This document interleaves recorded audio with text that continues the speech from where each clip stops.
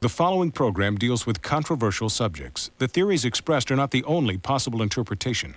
The viewer is invited to make a judgment based on all available information. Tonight, from America's heartland, something fell from the sky here 25 years ago that many still claim was an alien spacecraft snatched up by our military. Every question I ever had about UFOs was under that canvas. Then, this peaceful countryside is the hideout for a paranormal entity so evil, it's haunted this family for a decade.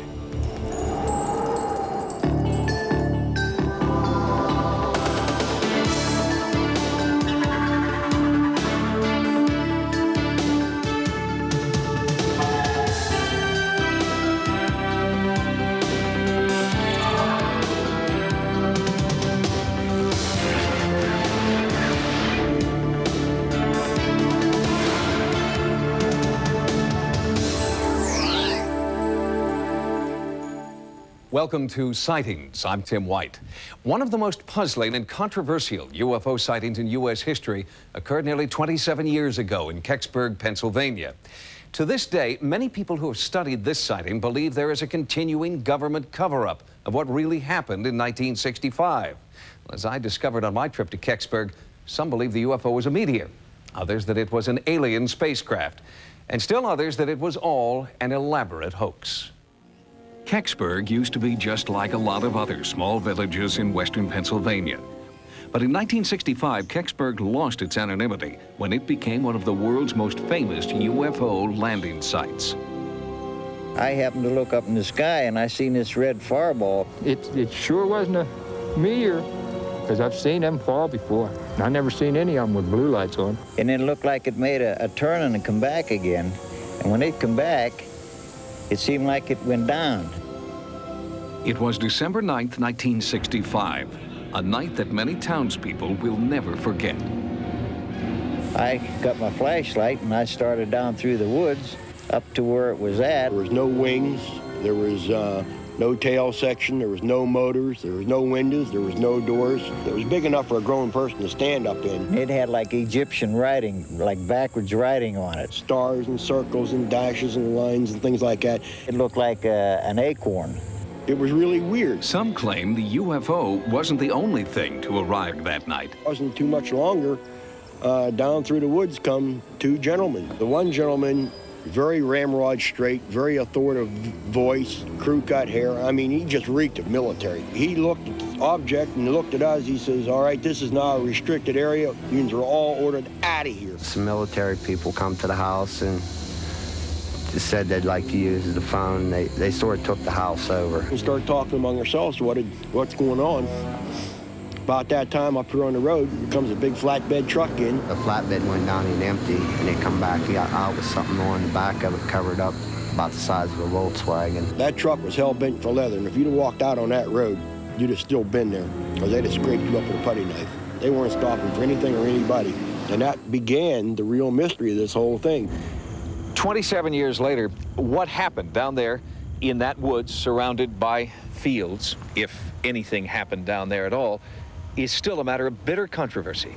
You've got this town split into two groups. You got the believers and the non-believers. There's been some friendship lost, and it's foolish as far as I'm concerned. I have a brother-in-law that he hasn't spoke to me for 2 years, said that I lied about everything, but I never lied about a thing. You got neighbors and neighbors that has known each other all their life. Now they don't want to talk because one believes it and one don't believe it. Just as the town is divided, so too are experts who have researched what really happened in Kecksburg. Planetary expert Robert Young believes that some citizens may have perpetrated a hoax. He claims the UFO was merely a meteor known to have passed over Ontario and several northern states that evening. Virtually all of the accounts can be explained by people having looked toward and seeing the Ontario meteor. How about the accounts, though, of the military that turned out in large numbers, kept people away from going down there, a truck that went down into the area and came out? You got eyewitnesses that say, this happened. Right, I understand it. I have written, signed eyewitness accounts from 61 local people who say that there was nothing crashed here or was recovered. There was no military occupation. A lot of people probably think you're the government. Well, sure, yeah, but I'm not. I don't know how some people can say that nothing ever happened when there were so many people that saw things that night. Something had to happen. I know what I saw, and I'm not going to deny it. They can tell me I'm lying, but I know that I seen the military in my house that night. Freedom of Information Act states there was 212 military personnel here that night.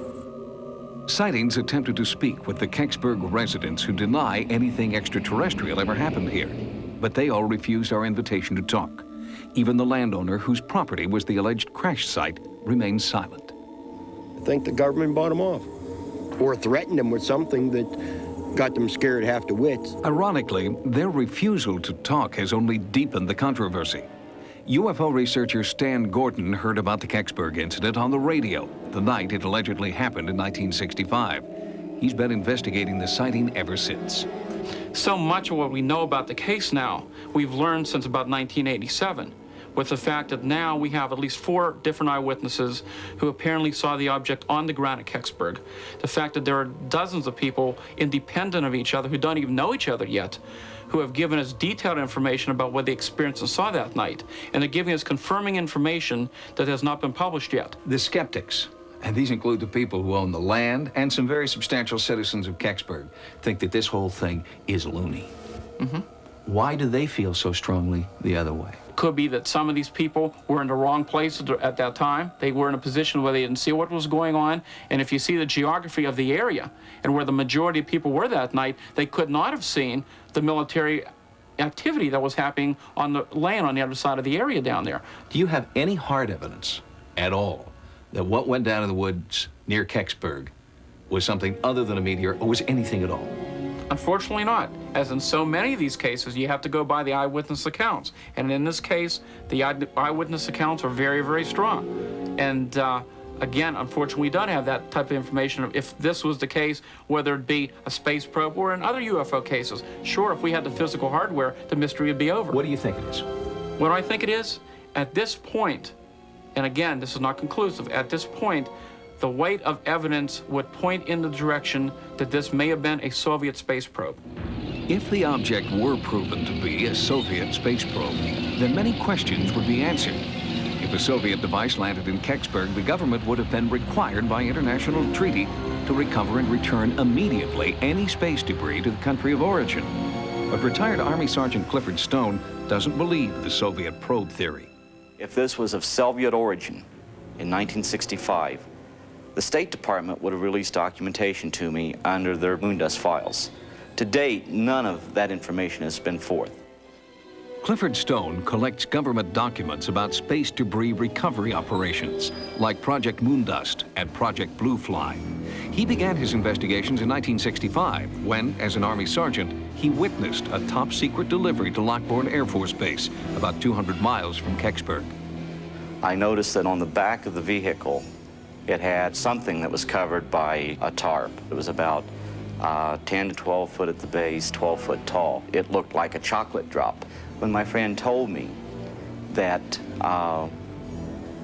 every question I ever had about UFOs was under that canvas, I was mystified. Since that time, Stone has repeatedly attempted to obtain information from the government regarding that object.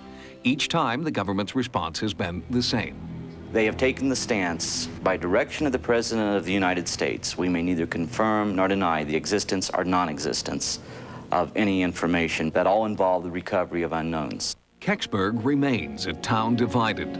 The only thing on which believers and non-believers can agree is that all they want to know once and for all is what really happened on December 9th, 1965. What would you like to see happen next? It's time now, after 27 years, that the public has the right to know the true facts, regardless of what the object was or what really occurred. Something came down from numerous eyewitness accounts to a lot of military activity into this small village.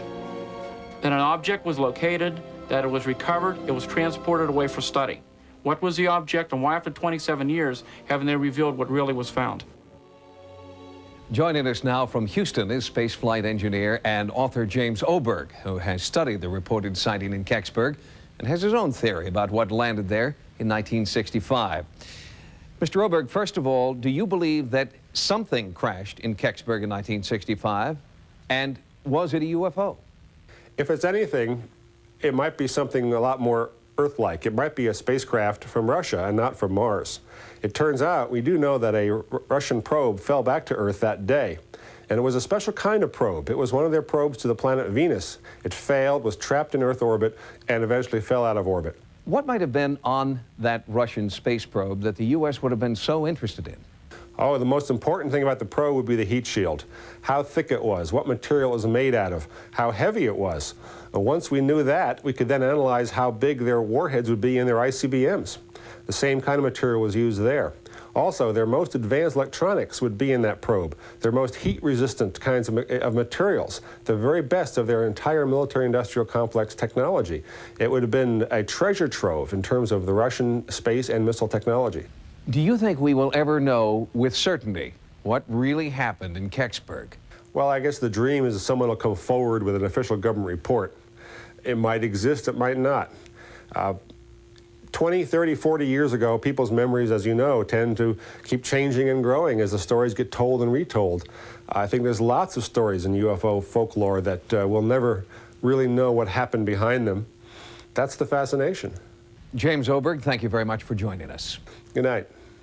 And we'll be back with more sightings in just a moment.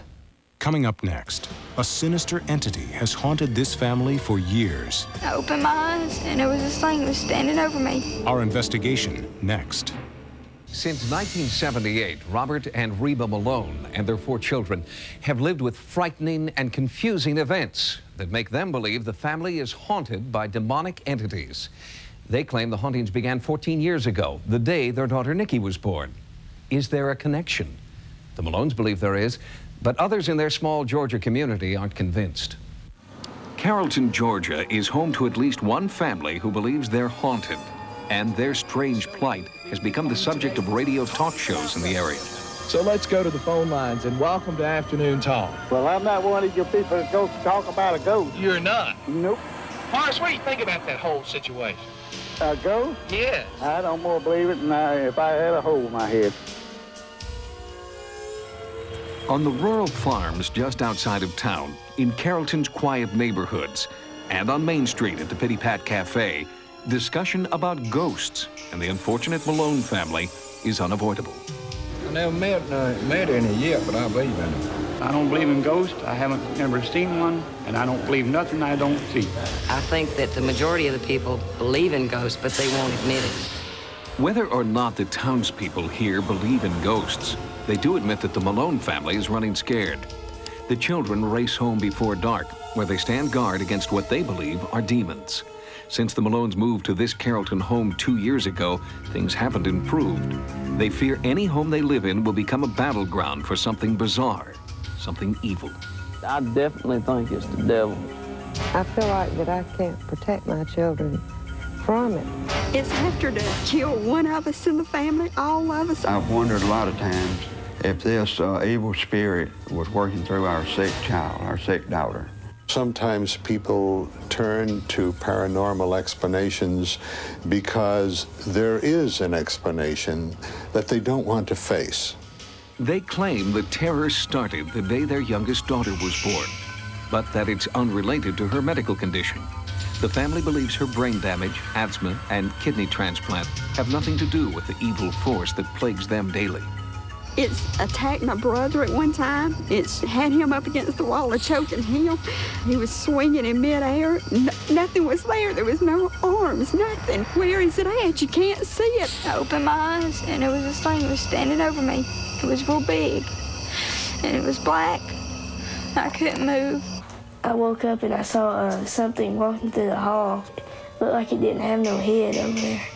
All these people can't be seeing and hearing the same thing, so therefore it's not imagination. It can't be. Part of the motive of the family is to hang together. And since their motive is to hang together, they would not necessarily say, oh, don't believe that. That's not likely, because that, in a certain sense, might threaten the togetherness, the sense of togetherness of the family. Anybody that would experience it would know that it's real. The Malone's daughter-in-law has recorded each paranormal encounter in her diary. Her entries tell the story of a family in crisis. enjoying short-lived periods of serenity, followed by days, weeks, even months of terror. The family in Georgia is being plagued by inhuman evil spirits that are affecting their lives on every possible level.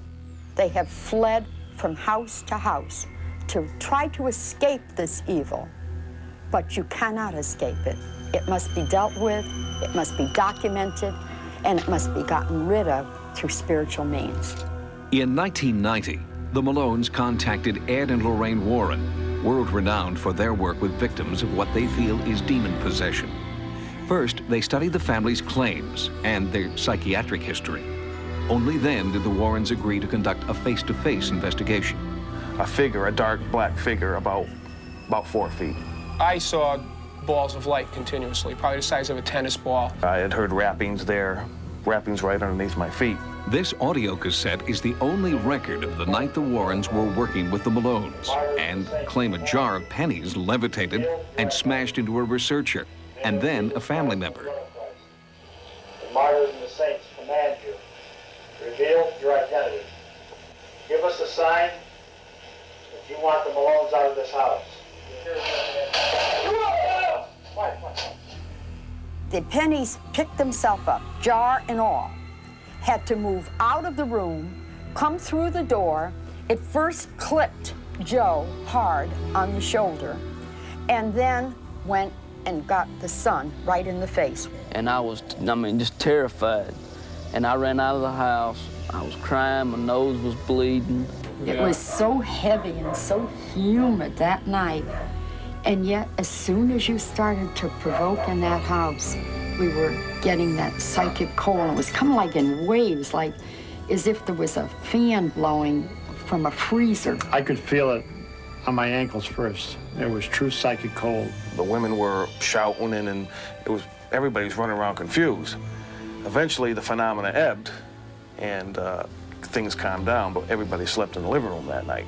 No, I'm not crazy. No, I'm not on drugs. No, I don't drink, period. It's not a fraud, it's not a hoax, it's not a psychologically disturbed family. You want to call it devils, demons, I don't care.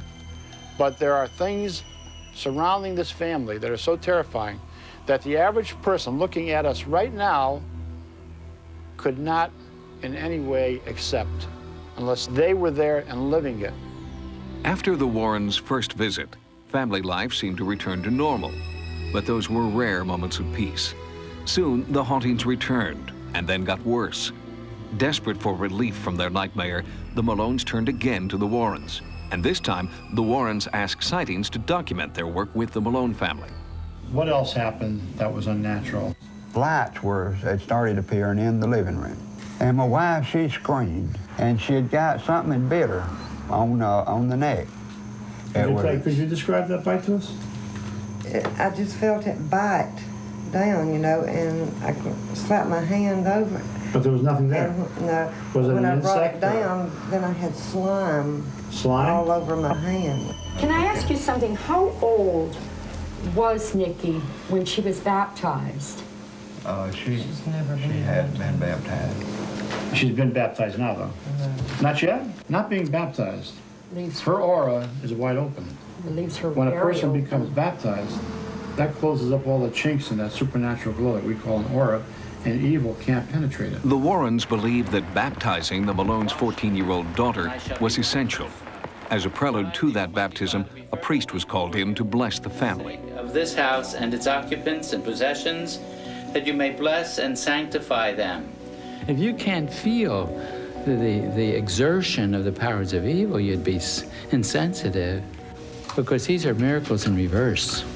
It's not the most responsible thing to come to a family, perform some kind of quick religious ritual, and then tell them that everything's going to be okay. I don't think that human life is that simple. Amen. Amen. Hallelujah. Amen. Hallelujah. Amen. Hallelujah. Amen. And there's the sign of Jesus' holy cross on your forehead, love. Amen. This time, the Malones are once again filled with hope for the future, free from the hauntings of their past. But the lasting effectiveness of Father Regan's blessing and the baptism is still unknown. The Malones hope that the evil, whatever it was, is past and their nightmare is finally over. The Malones might have been helped by other types of therapy, counseling, or prayer, but they chose the method that they felt would be best for their family. You or I might not choose the same course, but how to cope with serious family problems is a very personal and individual decision. Coming up, when Christopher Columbus asked to be buried in Santo Domingo, no one minded. But today, many claim his ghost has cursed this town with disasters for 500 years. 1992 marks the 500th anniversary of Christopher Columbus's voyage to the New World and his discovery of what is now the Dominican Republic. Columbus so loved the Caribbean paradise that he asked to be buried there. When he died, the native people obliged. But now, many present-day Dominicans regret their ancestors' decision. They strongly believe Christopher Columbus's remains are cursed. On August 4th, 1946, the worst earthquake in 100 years hit the Dominican Republic, the very day residents were celebrating the island's discovery by Christopher Columbus. Every time in Santo Domingo his name is mentioned, evidently something bad seems to happen. Dominicans call him simply the Great Admiral, fearing that the mention of his name in the past has caused plane crashes, landslides, and a plague of ants. He was smitten with bad luck all of his life, really. He didn't know where he was going when he left, and he didn't know where he had been when he got there, and he did it all on borrowed money, and he died in poverty. Columbus's remains will soon be moved to a new memorial, and residents worry that this may trigger a new series of disasters. If you've had an encounter with the paranormal, like the people in Santo Domingo, or if you photographed or videotaped what you believe is a UFO, our Sightings investigative team wants to know. To report your sighting, call the Sightings hotline at 1-900-740-SIGHT. Each call 75 cents a minute. Average call lasts 2 minutes, and you must be 18 years or older.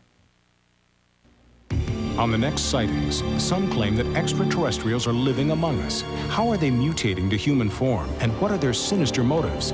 And then, the U.S. military's own top-secret UFO on the next Sightings. Join us next time for new investigations into the unexplained.